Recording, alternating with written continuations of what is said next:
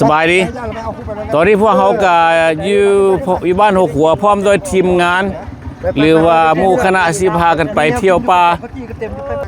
ไปรอปลากินข้าวปลาร อปลากินข้าวปลาขึ้นไปเบิ่งเขตภูพนังป่าสงวนแห่งชาติเป็นยังไงวะเนาะตอนนี้ก็มีคนมาจากต่างประเทศ2คนเด้อก็รวมกับเฮานำแต่ผู้หนึงนี่ก็ใส่เสื้อสีขาวตอนนี้ก็ผ่านบ้านหกหัวเด้อ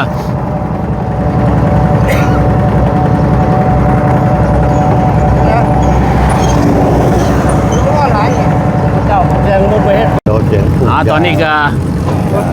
ทางเข้าด่าน4เลยเด้อบัดนี้เด้ออีแตนเฮาสิพาเข้ารถทางด่าน4บัดนี้เริ่มเข้าแล้วเริ่มแล้วเพื่อนทางวิบากเล่นเพื่อนบากด่าน4ไปตอนนี้พี่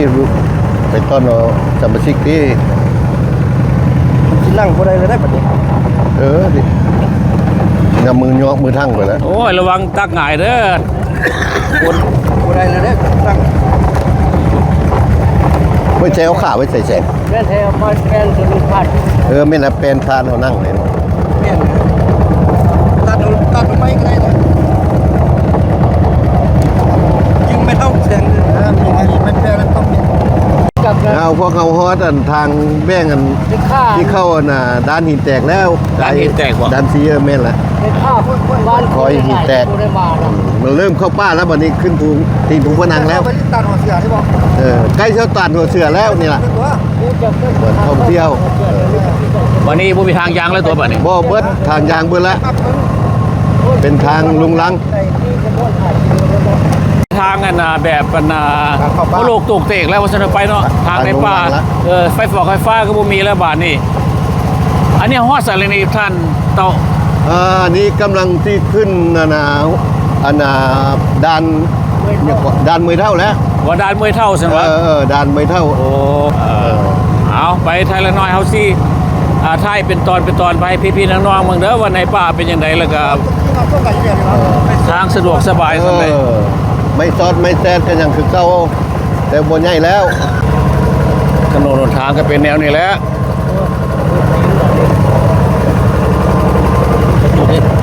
ไอเดียกลาง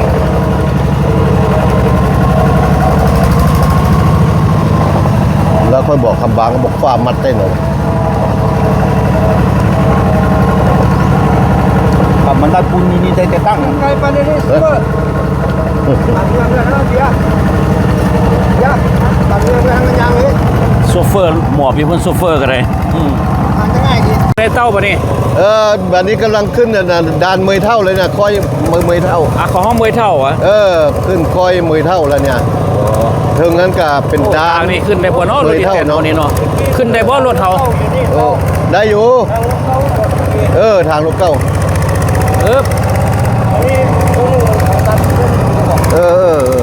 ไม่ละ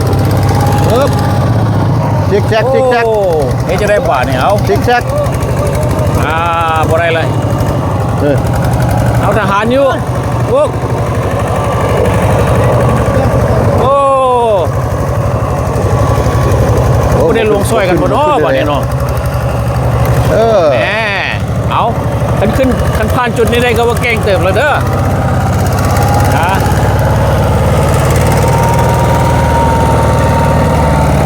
โซเฟอร์เขาแน่นอนเด้อครับปุ๊บเย็บโอ้ผ่านจุดนี้เลยครับด่านไม่เท่าแล้วเนี่ยมาดิด่านไม่เท่าจอดก่อนตะกี้เขามาไม่ซาดได้หรอมันยังไกลเขตด่านมวยเท่าเด้อนี่เด้อมาขึ้นเขาว่าด่านมวยเท่ามีแต่พลานหินโอ้คันมาปลูกเงินอยู่นี่ข้างหลายเด้อบุต้องได้ใส่สิมังยากนี่มันเขาโผล่การนี้เนาะเตาเนาะก็แล้วมันเป็นไม่ซาดคนเดียวแบบนี้เนาะนี่ก็คือว่าตีนภูพนังแล้วแถวนี้บอกก็ไฟไหม้ป่าโอ้เสียหายนักแถวนี้ไฟไหม้ป่าหลายโอ้ สัตว์สาวาสิ่งมันก็หนีมาแล้วแบบนี้ ไม่ก็เปลี่ยนตอนเราขึ้นไปนี่ด้านก้อนเนี่ยด้านก้อนชื่อไว้ ด้านบักดอนตีนผู้มานังเป็นบ่หา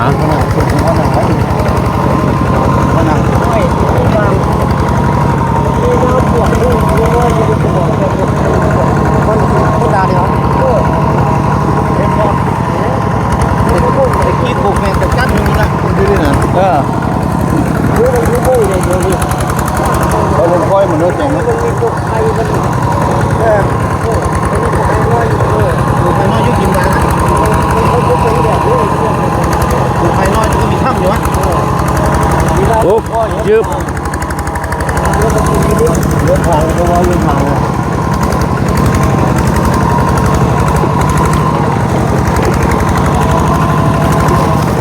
อยากมาบ้านแต่พี่น้องเอ้ยยืบโอ้มีแต่ก้อนหินเนาะก้อนหินหลาย ทุกคนเนี้ยมันก็จะยุ่งแปลกกันนั่นแหละโอ้ยเหนียวเลยโอ้คันนี้เขา อยู่ในป่าก็มีบักซิดาเด้อวันนี้เอาบักซิดาสุกพร้อมตัวนี้ผู้ใดถึงผู้ใดเอาได้บ่หั่นฮะผู้ใดถึงผู้ใดโอ้ผู้ใดบ่เอาตัวนี้บักใหญ่เอามากใหญ่พูดไป เด้อดีกันใหญ่ไปเลยพอแล้ว พูดอ่ะ พอแล้วพี่ไปกินเอาผู้ได้กิน อยู่ตามทางก็มีหมากตะไคร้เขาห้องหมากตะไคร้ซิมดูแซ่บบ่อยู่ในป่า ได้ปอกกินเลย อ๋อลองใส่ปากแล้วเป็นไงรสชาติเป็นอะไรเป็นหอมๆบ่ ผมพอหลาย หลายฮะตาเขาจะห้องหมักตะไคร้ซิมีหมักตะกวงหมักตะไคร้ตัวบ่ นี่ตะกวงมันใหญ่กว่านี้ กินได้หมากอันนี้ บริวารผมผอม เมื่อกี้นี่มีหมักซิดาวันนี้ไม่หมักตะไคร้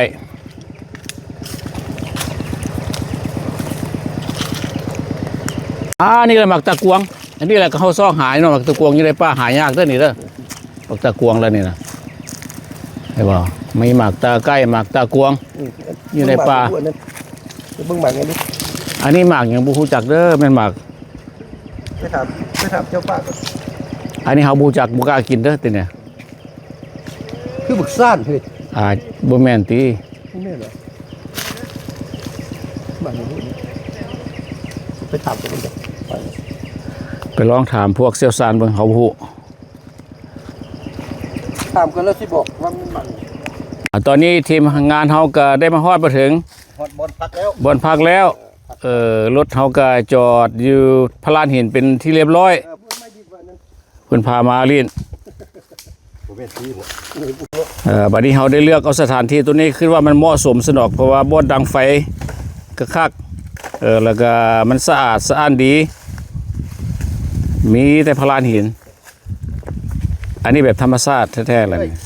บัดนี้เฮาสิพากันเลาะลิ้นเข้าไปในป่าว่ามองนั้นมันมีน้ำหวังว่าในน้ำก็สิมีปลาไปลองเบิ่งบาดนี่ ไปหาน ำโดยท่านสีสุเหลามาจากอเมริกามาภูมาผาก็มาเพื่อมาไฮกิ้งให้ได้กำลังขาเฮาบ่แม่นว่าสิมายิงนกยิงหนูไม่หยังดอกมาเพื่อว่าความม่วนซื่นของเขาพอได้กำลังขาไกลจากทางหลวงมาก็ไกลสมควรแต่บ่จักสิว่าจากกิโลเมตรคิดว่าเกือบภูพนังแล้วนี่นะระวังแต่สร้างไร่เด้อบาดเท่าแล้วก็เป็นแบบนี้แหล้วเนาะก็เวียกการงานบ่ได้ทำมีม่องไปลิ้นไปหัวกับไปตามป่าตามภูเป็นสิละสองสิ่งเราแล้วก็เขาเองเจ้าของเรียบร้อยแชโนเมื่ออยู่ในเมืองในนาแล้วพากันออกมานอกใครเด้เห็นอากาศสดเด้อันนี้ถ้าเอารถถีบมาก็น่าจะได้ไฮกิ้ง เต้นพวกเราเข้ามาได้อย่างนี้ มาก็ได้ไม่อันนี้แม่นไม่อันไม่พัง ไผ่วางบ่เอาไปเฮ็ดลำซีนลำปลาบ่ได้ปลาก็ลำหมูเท่านั้นแหละวะ หมูยัดเข้าน้ำหลามนะเข้ายัดเส้นน้ำเหมือนนั้น พากันไปเลาะลงมาเหวนี่บ่จักว่าสิพ่อหยังก็มีแต่พ่อก้อนหินใหญ่คันยามฝนนี่น่าจะเป็นน้ำ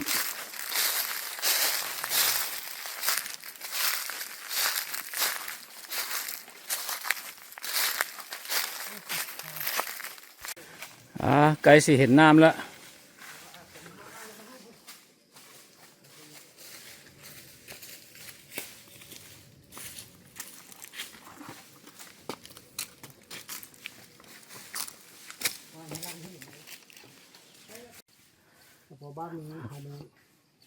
พากันลงมาเห็นว่าซีบีห้วยอยู่นี่มาตามคลองน้ำมีแต่ก้อนหินบักใหญ่หาน้ำบ่เห็นมันแห้งก็สิได้กลับคืนเท่านั้นแหละบัดนี้กองไฟก็เป็นที่เรียบร้อยอยู่พลานหินนะบัดนี้เนาะทางทีมงานของพวกเขาก็สิเริ่มเฮ็ดอาหารการกินตอนสวยก็พอดีไปย่างกันนะให้กิ้งมากับท่านเหล่ากับเหื่อแตกออกมาบัดนี้ก็เริ่มหิวแล้วเขาได้ไม้พางมาบัดนี้สิลามซีนหมูลามซีนหมูใส่อย่างใดนี่ใส่ผักนางอังฮะผักหมักใบบักขาม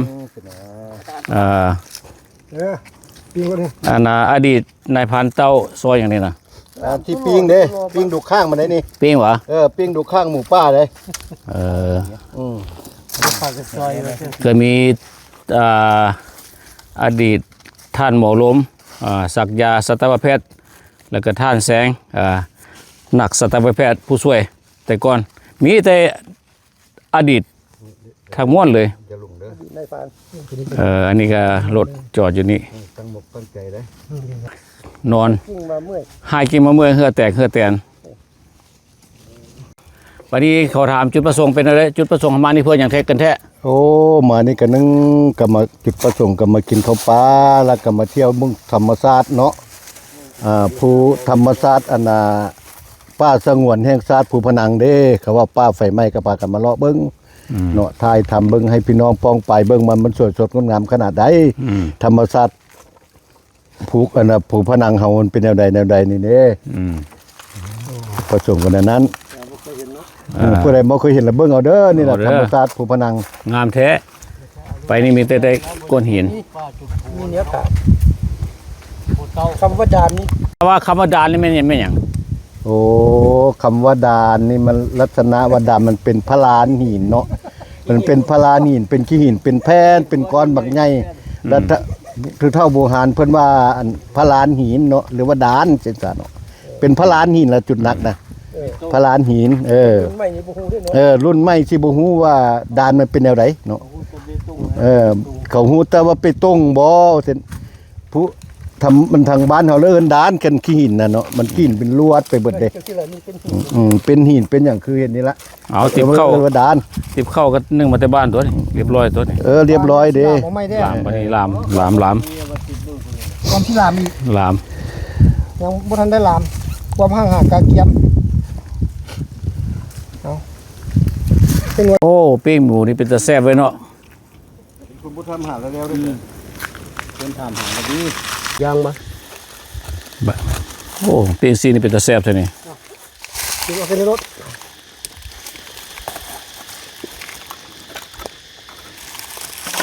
เอาแบบประจนภัยแล้ววันนี้แบบตรงก็บ่มีเนาะเดี๋ยวมันเป็นบางบ่อนนะมันเป็นแบบ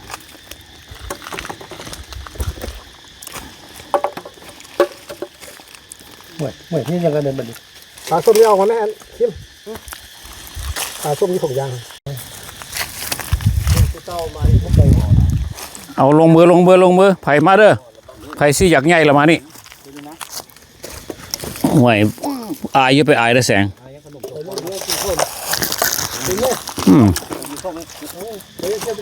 โอ้ปิ้งขึ้นหมูข้าไก่ไหม มาทหาร มาเสียบอยู่เลย อืม หาเข้ม เอาเขาบ่กินเขา โอ้แมงขี้หน้าก็หลาย บางเขาบ่เฮ็ดแล้วเขาน่าอาย กินยากเลย บ่น่าอายก็รอมึงแล้วบ่เฮ็ดล่ะ บ่มีผู้สิเอา ถ้าเบิ่งกูกินอิ่มแล้วมึงค่อยเบิ่ง บ่เป็นหยัง มีอ่ะนะส้มปลาพอก ให้เบิ่งเดี๋ยวไว้ให้เดี๋ยวเบิ่งเดี๋ยว เอาดูกันให้มันดูลมให้มันแค่แห้งคือตัวอย่างนี้ เห็นเบิ่งเดี๋ยว ฟอร์มกูไก่เข้าไปเลย เข้าบ่ เพราะว่าไปยามแห้วก็ได้หมูตัวเดียว โอ้ แม่เข้ม เข้าหลายตัวสิมันเนี่ย มาได้ บรรยากาศเหรอ ต้มปลา บอก นี่แหละเพิ่นเอิ้นกินข้าวป้านี่ล่ะ เอาไม่ก็พูดอย่างนั้นเพื่อนห้องมากินข้าวปลา โอ้ยตัวลมก็ยื้อให้ตักต้นนี่เด้มันได้คุบเลยนี่ บ่ตัวไหนเหรอ ตัวใด ตัวดำ มาตัวดำนะค่อยคัก ดำมากเลยตัวตัวตู้เสงในไอ้หมูก็คือว่า ว้ายบ่เฮ็ดกันนะอายหมู่แหละ เอาบ่ได้เฮ็ดเด้ กระตื้นบ่แม่นตื้นตัวตื้นตาย เฮาบ่ได้เฮ็ดเฮาบ่กินน้ำเฮากินอยู่นอกหมู่ แม่นที่ปกติบ่เข้าห่มเด้บักนี้มันคือมันเครียดมันนั่งตากแดดดูเด้ อันนี้ส้มปลาบ่ได้หมกดิ บ่ส้ม โอ้คักเลยต้มเป็นอะไร ปากกระเดือก ก็เดือดบอกให้ไป คือมันตะเวียงมันบ่ โอ้บุหรี่บ่ได้กินได้ส้มปลาเดือกจับออกมาเป็นตัวนั่นจับ ไอ้มือกองมึงกู เขาเฮ็ดดีเด้อเนาะ ส้มปากกระเดือกตัวใหญ่เลยนี่ แม่นแล้ว อยู่เมืองน้องก็มีแต่เมืองลาวด้วยนี่ เขียก็ตัดได้นั่น ที่ว่าเขาเฮ็ดได้ดีนะ เป็นยังไง เฮ็ดนี่มันจะ หมกกันล้างมันซิมกินอยู่บ่แซ่บบ่ เจ็บอยู่อีน้อยเมียก็ใหม่พี่มันเมียก็ใหม่ตัว ง่อยวะ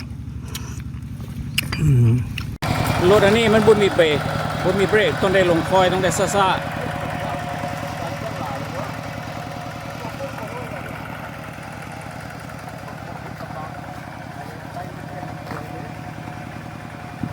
ขับรถนี้ต้องขับเป็นด้วยครับบ่เป็นโอ้อันตรายอีก